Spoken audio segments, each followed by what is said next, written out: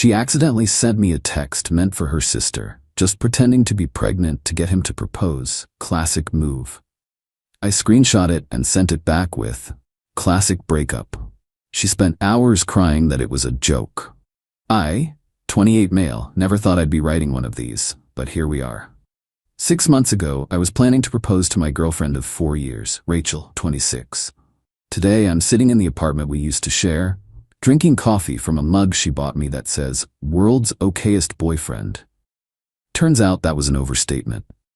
It started with a text that wasn't meant for me.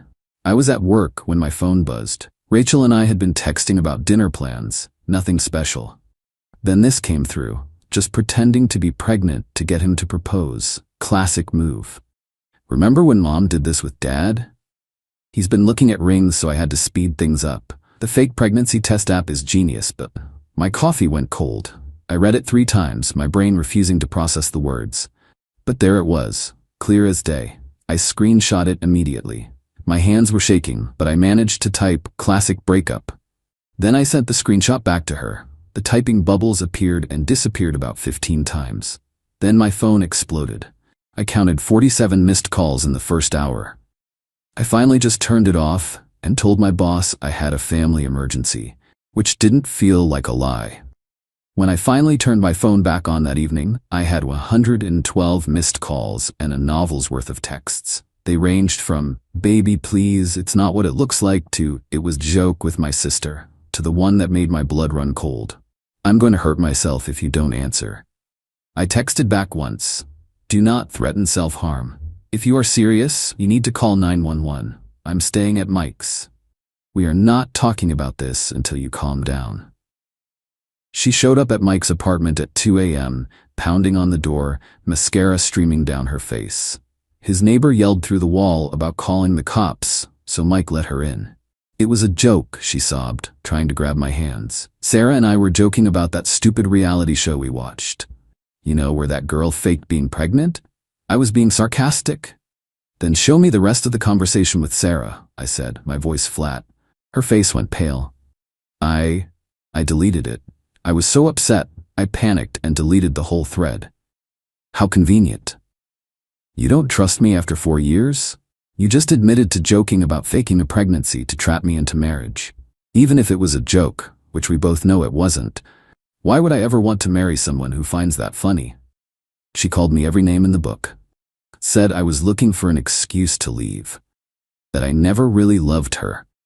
That I'd regret this. Mike, seeing how unhinged she was, discreetly started a voice recording on his phone. A smart move, as it turned out. The next morning, I went back to our apartment while she was at work. I'd already emailed our landlord. Both our names were on the lease, and he was sympathetic but firm. I couldn't just walk away. He said my best bet was a lease transfer, where she would take over the lease entirely, but that required her signature. A problem for another day. I packed my stuff methodically. 4 years of memories boxed up in 3 hours. I left anything she'd given me, except that mug. I don't know why I kept it. A reminder, maybe. Worried about what she might do or claim, I did something that would save my ass later. I took photos of everything. Every room, every valuable item, the condition of the apartment. Time-stamped, uploaded to the cloud. Then I found something in her nightstand drawer. Under a stack of papers was a pregnancy test. Positive. My heart stopped for a second before I looked closer. It wasn't a brand I recognized. I Googled the name on the side, Fake Plus. It was a gag product. My stomach churned. I took photos of it from every angle. I left the test on the kitchen counter with a note. "Found your prop. Good luck with the next guy." When Rachel got home, the calls started again. This time, she was furious. How dare I go through her things? How dare I leave?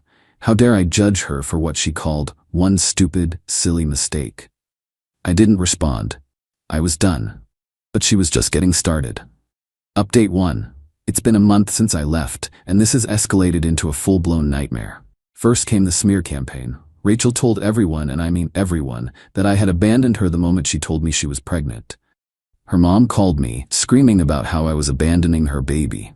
Her friends bombed my social media with comments calling me a deadbeat. My own aunt texted asking if it was true. I tried to take the high road. Mike kept telling me to defend myself. but I didn't want to air our dirty laundry. That lasted until Rachel posted on Facebook, "Some men will literally abandon their pregnant girlfriend rather than step up. Glad I found out his true colors before we got married." 157 likes, 82 comments, all supporting her, calling me trash. That's when I snapped. Not with anger, but with a cold sense of self-preservation. I posted my own update. It was simple: the screenshot of her text about faking the pregnancy, the photo of the fake plus test on the counter, and one sentence: "The only thing she's pregnant with is lies." The post exploded. The fallout was immediate but messy. Some of her friends deleted their comments. Others doubled down and accused me of faking the screenshot. Her mom called again, this time quieter, asking if that text was real. I told her to ask her daughter to show her the full chat log. Then things got weirder. Rachel showed up at my work. Security had to escort her out when she refused to leave the lobby, crying hysterically. Not sad crying, but angry crying. She screamed that I had ruined her life and that she'd make me pay. My boss called me in the next day. An anonymous email had been sent to HR accusing me of harassing my ex-girlfriend. It included screenshots of texts I had supposedly sent to Rachel, vile, threatening things. But the texts were obvious fakes. The font was slightly off, the timestamps were wrong. My boss, having seen the security footage of her meltdown, thankfully believed me, but he strongly suggested I get a lawyer. Best $300 consultation I ever spent. The lawyer, Janet, was a tiny woman with a deceptively pleasant smile. She reviewed everything. "Document it all," she said, her voice calm. "Change your passwords, all of them. And do not contact her. Let her dig her own grave." Rachel's tactics shifted again. She started posting about healing from betrayal and learning to forgive those who hurt you. She even tagged me in posts about the challenges of co-parenting after a bitter breakup. She was still clinging to the pregnancy lie. Her sister Sarah finally reached out. We'd always gotten along, and she looked horrified when we met for coffee. She confirmed there was no reality show joke. Rachel had been planning this for weeks, ever since she saw me browse engagement rings. "She's always been like this," Sarah said, staring into her cup. "She has to control the narrative." "That text," I said. "It mentioned your mom. Remember when Mom did this with Dad? Was that real?" Sarah flinched. "It's complicated. Mom didn't fake a pregnancy, but she exaggerated a health scare to get Dad to propose faster. It's this toxic thing in our family, this idea that you do whatever it takes to lock a man down. Rachel learned it from the best." Then she dropped the real bomb. Rachel had done this before, with her ex before me. Faked a pregnancy scare, and when he found out and left, she told everyone he'd forced her to have an abortion. "Why didn't you warn me, Sarah?" She looked me dead in the eye. "Honestly, would you have believed me? You were head over heels, and she's my sister. I keep hoping she'll change." I couldn't even be mad. She was right. Sarah ended our meeting with a heads up. Rachel was being evicted because she couldn't afford the apartment alone, and she was telling people I'd made her homeless. In reality, she made decent money. She just didn't want to pay for it. That night, I got a text from an unknown number. "You think you've won, but this isn't over." I forwarded it to Janet. Her response was longer this time. "Perfect. This is harassment. Keep a log." Update 2. It's been 4 months now. After the work incident, Rachel went quiet, and I started to think it was finally over. I was wrong. I got a fraud alert from my credit card company. Someone had applied for 3 new cards in my name. I was on the phone with them when another call came in from my bank. An attempt to wire $5,000 from my savings had been blocked by their security. Thank God for 2-factor authentication. While dealing with that chaos, I got an email from my new apartment complex. My wife had called, trying to get a key and be added to my lease. The office staff thought it was suspicious, as I had rented the place as a single man. It was time to go nuclear. I met with Janet again, this time with a folder full of evidence. The fake harassment texts, the credit card applications, the call to my landlord, the new text from the unknown number. Janet's pleasant smile was gone. "Okay," she said. "This is no longer just a breakup. This is criminal. We're filing a police report for identity theft and attempted fraud, and we're getting a restraining order." The next few weeks were a blur of police stations and paperwork. The detective assigned to my case, Morrison, was a weary-looking guy who seemed unimpressed by my story at first. But when I mentioned the fake texts and the fraud attempts, his interest piqued. He said it sounded similar to the MO of a local low-level fraudster they'd been tracking. "Has your ex ever used other names?" he asked. "Not that I know of." He pulled up a photo on his computer. It was Rachel, but with blonde hair, looking a few years younger. "Ever heard the name Rebecca Martinez?" My world tilted. That's her. But her name is Rachel Mitchell. That's when I learned that my ex-girlfriend wasn't just manipulative. She had a prior conviction for check fraud under an alias. She'd gotten probation. Her family, the detective suspected, had likely paid her restitution and helped her bury it. I went home in a daze. 4 years. I'd spent 4 years with someone who had a criminal record she'd hidden from me. That evening, Sarah called, sobbing. Rachel had been arrested at their parents' house, attempted wire fraud, identity theft, and violation of probation. Their parents were a wreck. Their daughter, the one they'd enabled for so long, was likely going to prison. "She's asking to see you," Sarah said quietly. "She says she needs to explain." "No, I told her you'd say that. She wanted me to tell you she really did love you, that the pregnancy thing was just panic, but the rest was real." I actually laughed, a hollow, bitter sound. "Sarah, she tried to steal $5,000 from me and ruin my career." "I know, I'm not defending her. I promised I'd tell you." We hung up and I just felt empty.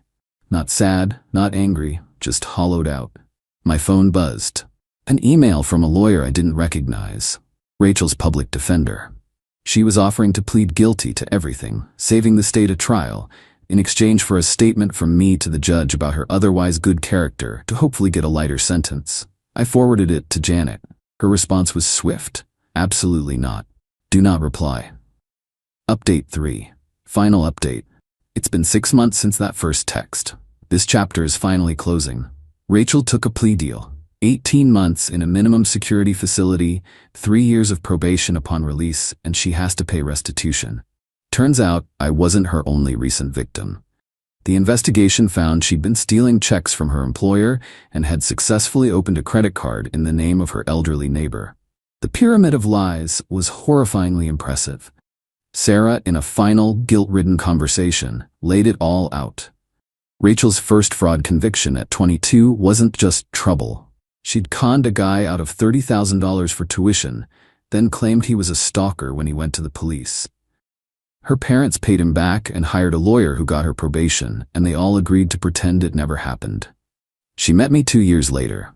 I was stable, had a good job in tech, and seemed like an easy mark. "She wasn't supposed to fall for you," Sarah said, looking ashamed.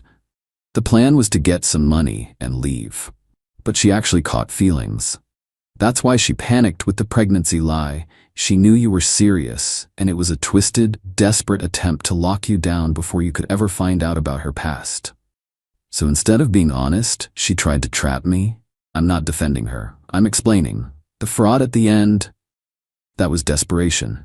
She knew she'd lost the one person who loved her for who she pretended to be. She just snapped. The aftermath has been anticlimactic. Rachel is in prison. Her parents, facing the truth and the community's judgment, sold their house to cover her legal fees and restitution. They moved to Florida. A few of her friends sent me awkward apology messages on social media. I read them and deleted them. Those bridges are ash. My credit is recovering. My lawyer handled the rest. I could sue her for defamation, but what's the point? You can't get blood from a stone. I started therapy, not because I miss her, but because I need to understand how I fell for it, how I loved someone who was a complete fabrication. My therapist says I'm not stupid, I'm trusting, and a professional manipulator exploited that. It's a hard pill to swallow. She asked me, if you could go back, would you erase meeting her? I don't know. The good times felt real, even if the foundation was a lie.